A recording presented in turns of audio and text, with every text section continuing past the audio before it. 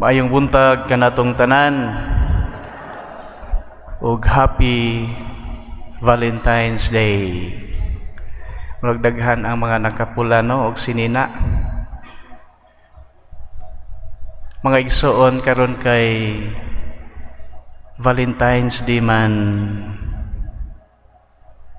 Kinsa may inyong ka-date?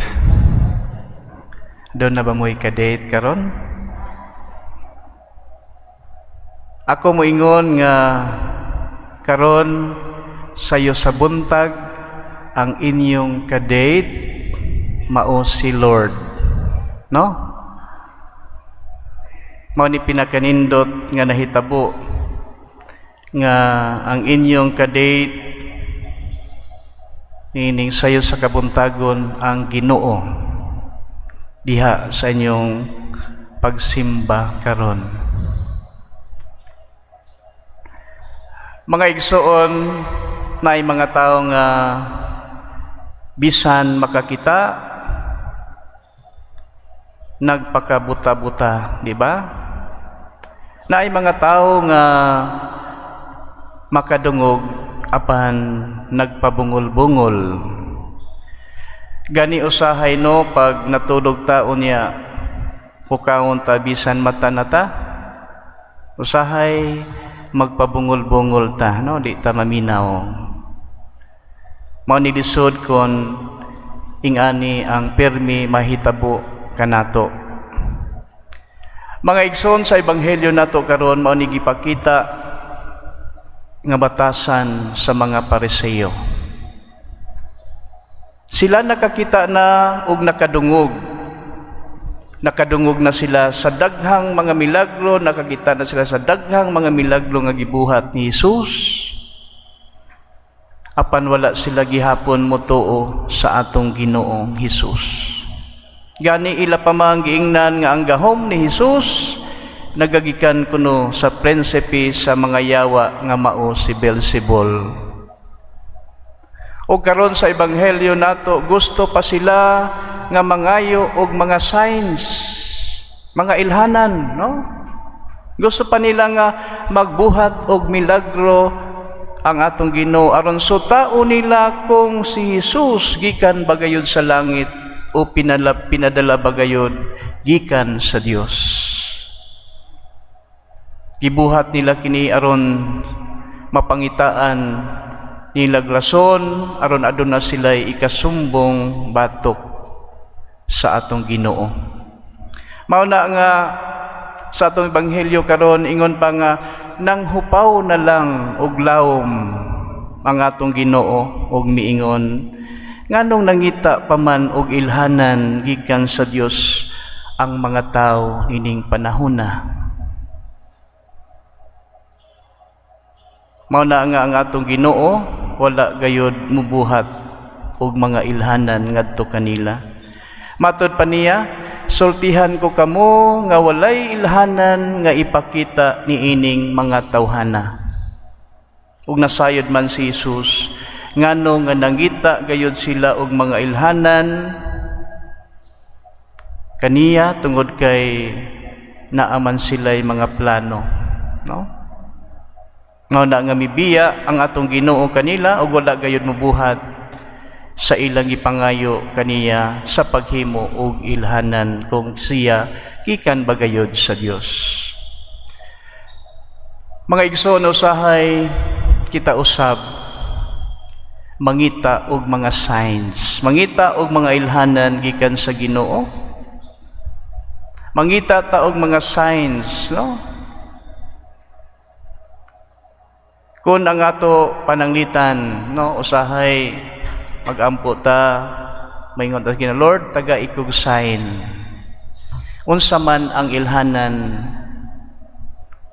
kung ang aktong pagabuhaton Lord mangita kog sign kung ang ako bang pagabuhaton nahiuyon ba sa imong kabubuton para kanako mga igsoon kung ingani ang atong gipangayo nga sign o ilhanan gikan sa Ginoo kanabang mangayo ka og signs kung sakto ba ning imong gibuhat o dili para kanako dili man siguro ni sayop no Sayop ba nga mangayo kag sign kung ang imong gibuhat nahiuyon ba sa kabubuton sa Dios?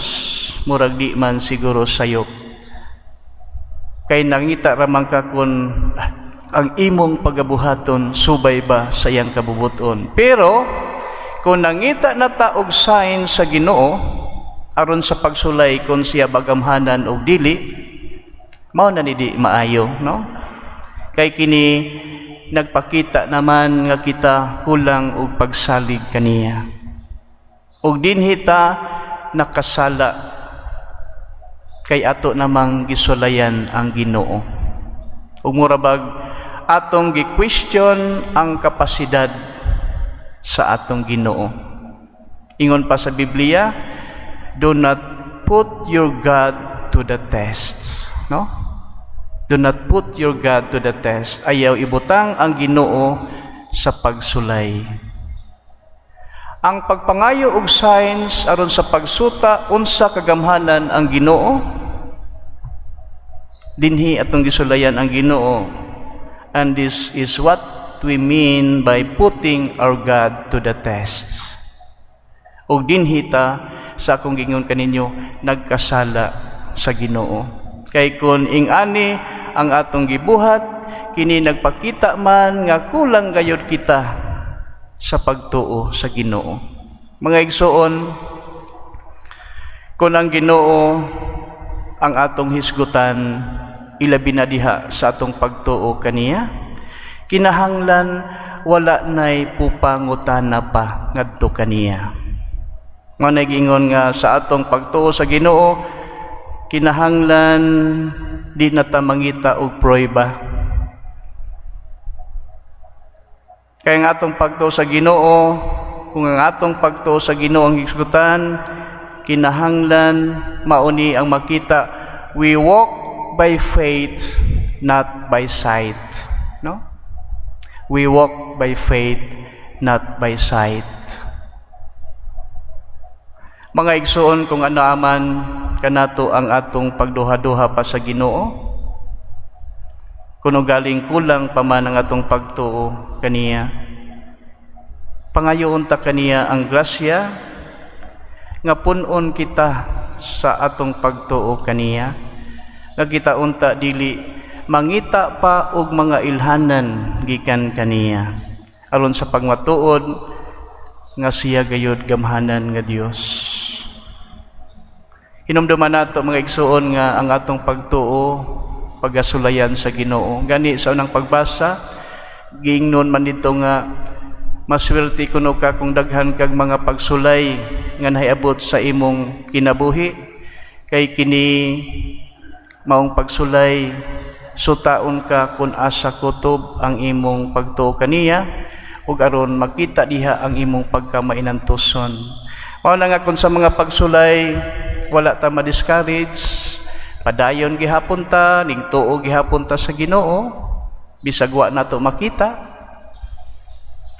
dinhi malipay ang atong Ginoo, no?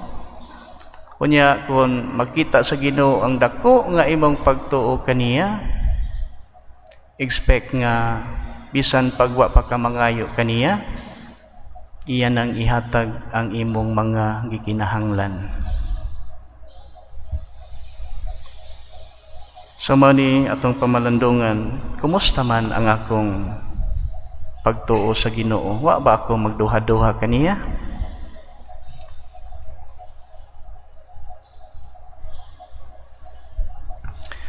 Palihog manindog.